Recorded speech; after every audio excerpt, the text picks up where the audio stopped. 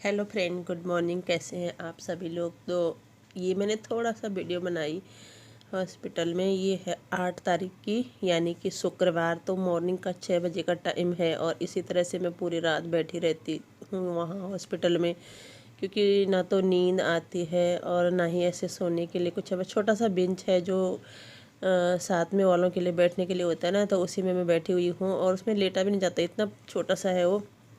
और लोग तो घर से जैसे कंबल वगैरह ले जाते हैं ना जो साथ में रहते हैं, तो बाहर बहुत सारी जगह है, बरामदा है बहुत बड़ा, तो वहाँ पे नीचे चटाई कंबल कुछ बिछा के सो जाते हैं।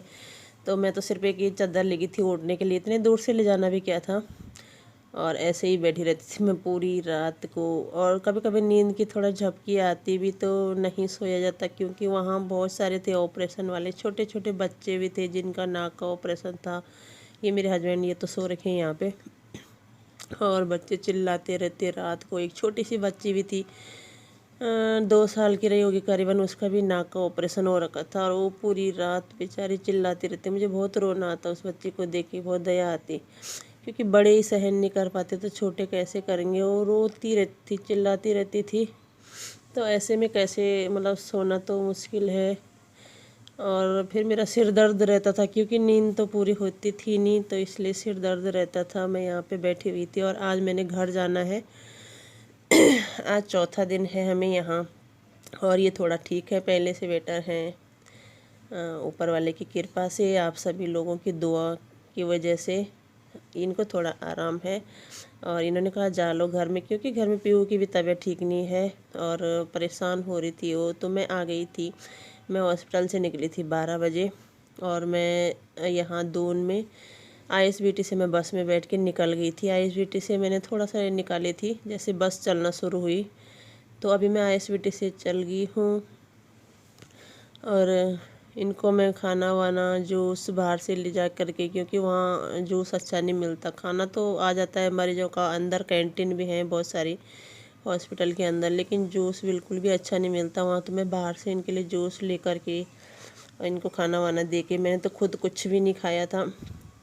फिर मैं निकल गई थी और इनके साथ में मैंने बेटे को छोड़ा। बेटे को इसलिए छोड़ा, वैसे ज़रूरत नहीं थी अब किसी की, तो लेकिन मैंने कहा दिन निकालना बहुत मुश्किल होता है अकेले में। एक दिन के लिए भी बहुत मुश्किल होता है, लेकिन अभी 1-2 दिन में शायद छुट्टी मिलेगी, तो 1-2 दिन रहना ही है। तो मैंने कहा साथ में रहेगा तो होता है ना, बातचीत कर लेगा, अच्छा लगता है कोई अपने साथ में है। तो उन्होंने कहा वैसे तो किसी की ज़रूरत नहीं है, मैं जैसे कुछ खाना वाना लाना है मैं खुद ला लूँगा, लेकिन मैंने ज़बरदस्ती करके उसको छोड़ दिया वहाँ। साथ में अच्छा लगता है, बातें वूतें की तो। और ये मैं आ गई थी, ये शायद उस टाइम की जब मैं आ गई थी सहारनपुर ज़िले में। यूपी के रास्ते से होद के आती है ये वाली बस, ये देहरादून से सीधा। तो अभी मैं सहारनपुर ज़िले में आ गई थी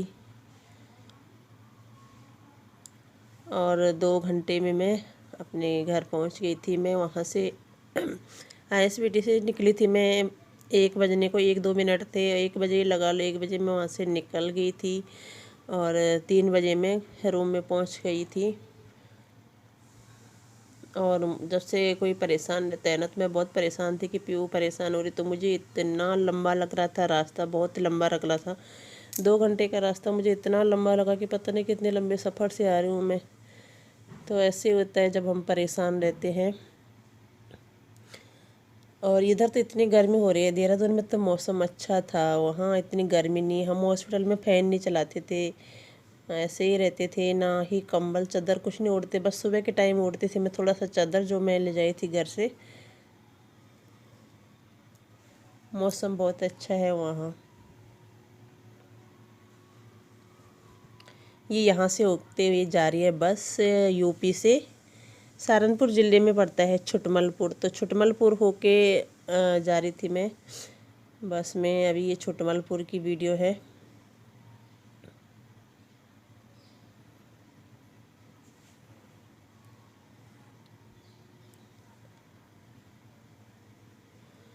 और गाइज मैं नहीं आ पा रही हूँ आप लोगों की वीडियो पे, अभी परेशानी में रही हॉस्पिटल में, तो मैं बिल्कुल फ़ोन हाथ में लेना बहुत मुश्किल था, नहीं ले पा रही थी। आप लोग अपना साथ ऐसे बनाए रखिएगा, मैं आप लोगों की वीडियो वॉच करूँगी, सब कुछ ठीक हो जाएगा। अपना साथ बनाइए रखिएगा प्लीज़। अभी 1-2 दिन में इनको छुट्टी मिल जाएगी, ये घर आ जाएंगे तो सब कुछ ठीक हो जाएगा। फिर मन भी लग जाता है। अभी तो मैं बिल्कुल भी फ़ोन की तरफ देख रही हूँ, जब किसी का कॉल आ रहा है ना तब मैं फ़ोन को हाथ में उठा रही हूँ, वैसे मैं देख भी नहीं रही हूँ। और कोई सिस्टर थी है मेरी यूट्यूब फ्रेंड में, एक बहन है, वो बार बार मुझे वो कर रही थी, मैसेज कर रही थी कि दी मेरी हेल्प कीजिए, मुझे कुछ परेशानी है। मैं उनका मैसेज का ना तो रिप्लाई कर पा रही थी और ना ही उनका मैसेज उस टाइम देख पा रही थी जिस टाइम वो सिस्टर मैसेज कर रही थी, क्योंकि मैं बहुत ज़्यादा परेशान थी और मोबाइल हाथ में भी ले नहीं पा रही थी। सॉरी सिस, आपके बहुत सारे मैसेज आ रखे थे कि दी आपकी हेल्प चाहिए, कुछ बात करनी है, तो मैं नहीं देख पाई। मेरे पास फ़ोन था ही नहीं, हॉस्पिटल में बेटे के पास था, मेरा बिल्कुल मन नहीं हो रहा था। तो मुझे उसने बताया भी था कि किसी का मैसेज आ रहा है बार बार। मैंने कहा उनको कमेंट कर दो कि मतलब क्या मदद चाहिए, आप क्या कहना चाह रहे हैं, क्योंकि मैं ऑनलाइन नहीं हूँ, आप कमेंट करके बता दीजिए। तो वो सिस्टर बहुत परेशान हैं शायद एडसन्स को लेके। तो सिस मैं भी वहाँ आपसे भी बहुत ज़्यादा परेशान थी, इसीलिए मैं आपका रिप्लाई नहीं कर पाई, सो सॉरी। और आप परेशान हैं तो आप कोई मैसेज कर दीजिए, मैं देखूँगी मेरे से हो सकेगा तो मैं आपकी हेल्प करूँगी।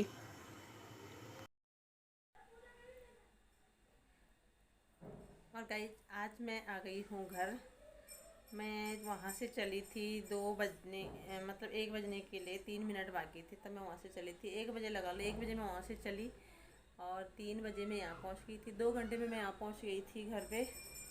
और उसके बाद मैं नहाई, नहाने के बाद कपड़े तो ऐसे ही रखे हैं क्योंकि मैं बहुत ज़्यादा थक गई थी, तो कपड़े ऐसे भिगो रखे हैं बाल्टी में। मैंने सोचा थोड़ा आराम कर लूँगी, उसके बाद धोऊँगी। अभी रात हो गई है, टाइम काफ़ी हो गया है, अब मैं सुबह ही धोऊँगी क्योंकि मैं बहुत ज़्यादा थक गई थी। 4 दिन से इन्हें नहाना न धोना, यहाँ तक कि मैं कंघी तक भी नहीं ले जा रखी थी, ऐसे हो रखे थे बाल। अभी इतने सारे बाल टूटे।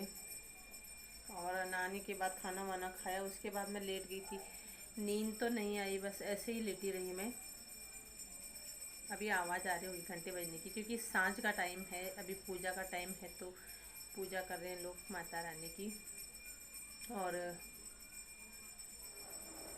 मुझे आना पड़ा आज क्योंकि ये तो अभी वहीं हैं, एडमिट हैं, और इनकी तबीयत में पहले से काफ़ी सुधार है, आराम है पहले से। और इसकी हो गई थी यहाँ तबीयत ख़राब, पीहू की।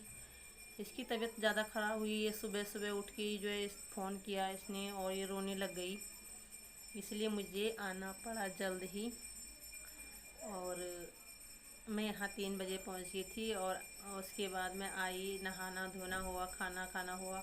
आते ही मैंने चाय पी। हॉस्पिटल में तो आप लोगों को पता है ना, एक चाय भी ढंग से नहीं मिलती है, बाहर से लाओ, इतने से डिस्पोजर में, वो भी मतलब पी हुई नहीं लगती कि चाय पी। तो आराम से बैठ के नहाने के बाद चाय पी, फिर खाना खाया, उसके बाद मैं लेट गई थी। और अब जाके मैं उठ रही हूँ, सांझ हो गई, बाहर अंधेरा हो गया, टाइम मैंने नहीं देखा, शायद 6:30 या पौने 7 हो रहे होंगे।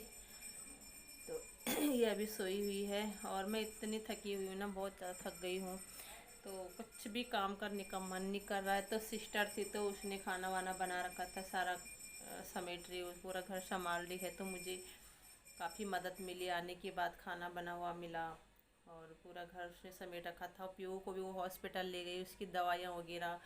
2 दिन से वो भी इसके साथ बहुत परेशान थी, पीहू के साथ।